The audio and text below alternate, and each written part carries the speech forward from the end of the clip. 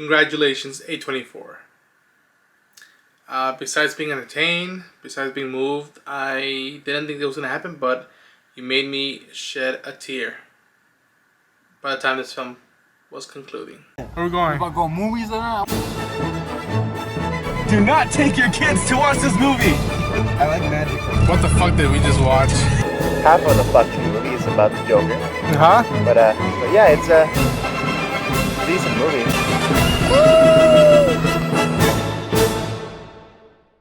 Hi everyone, I'm Ronan Unchained, and I just got back from watching Everything, Everywhere, All at Once. The new A24 film starring Michelle Yeoh and Ke Huy Quan. I hope I'm not butchering your name. This movie was one of the craziest, moving, weirdest, shocking, cringiest, funny movies I've seen. It hit home with me. It is such a journey you go with these characters, and yet it's also a mirror to yourself. At least it did was for me, and it made me look at my life and what path I've chosen to go, and for better, for worse, and what does that mean? What do I do now, and what does that say about what I'm doing right now in this instant? What I'm gonna do in a minute, in an hour, in a day, in a week, in a month, in a year, or in the future. You do feel the length of this film, but if I'm connected to these characters and I want to know more about them, I want to make sure they're okay by the end of the film, then I can surpass the feel of it. And again, it's not a long movie, but you feel it, but it's part of the journey with these characters. I don't even know if I'm gonna finish the review tonight. I might have to sleep on it, but I'm saying that I love the film. I don't know if I'm gonna see it in the movie theater just because it was a journey, but I am gonna buy it on Blu-ray. Thank God A24 exists, because we get these movies as well. Besides my love for comic book superhero films, besides my love for sci-fi, noir, A24 gets this sweet spot where there's different varieties, and you just feel every ounce of sweat, blood, determination in this film. And Michelle Yeoh, this woman, she makes me be empathetic towards her. Makes me angry at what she's saying, how she's acting, how she's behaving. You understand what she's gone through.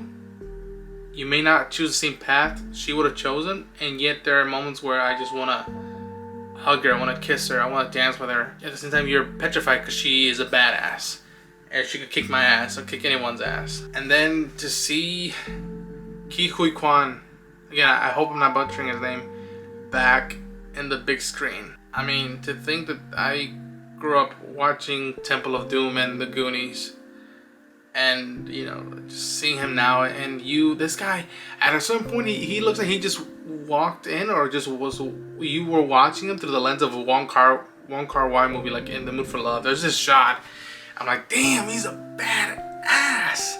Him and Michelle Yeoh, and I was like, wow, look at him all slick hair with a suit, smoking.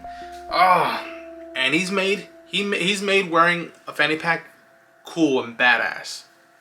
He's the king of that right now. That scene, there's a scene with him with the fanny pack and fighting, and you just in it, and man, this movie is like The Matrix meets Kung Fu Panda.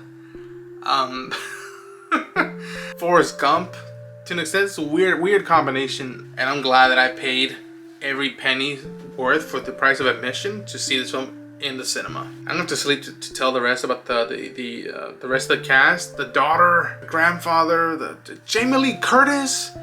Oh man, I need a minute. All right, I've rested, and Stephanie Sue, who plays the daughter, I mean, you just feel bad for her. You know where her character goes and why she would go that way, and yet you just, I mean, I was crossing my fingers that everything went well, and it's just the whole generational thing where it's like old ways meeting new ways, and will they coexist together, or will there be a fraction, be torn apart? And the fact that there's this multiverse plot going on, it just adds to it, and you're still with these human people in extraordinary circumstances. And then you throw in somebody like Jamie Lee Curtis, who from Michelle Yeoh's point of view, like, starts off stuff from a financial point of view, and then you see where their journey in the multiverse goes, and it's sort of sweet and yet funny as hell when they're bickering against one another. And then, I mean, come on, you have James Hong as the grandpa. I mean, and then what he says a couple times and what he's willing to do for stuff to be safe and okay is heartbreaking. And then there's a moment when a big revelation occurs with Stephanie Sue and her girlfriend, Becky, I believe. And it just, I was like, oh, thank God this all didn't go to hell. Daniel Kwan and Daniel Scheinert, I believe that's the names. The Daniels, well done. Well done. I highly recommend this film. It is, you do feel the length of this film. You do feel it, but it's a unique journey with these characters that I don't usually see on a regular basis. And as it turns out in the end is, I don't even want to spoil that. Except that I dug it, and if you want to go give it a try, I recommend it. It's worth, for me, price of admission. That was my review of Everything Everywhere All at Once, and hope you enjoyed this little vid I put up, and I say take care.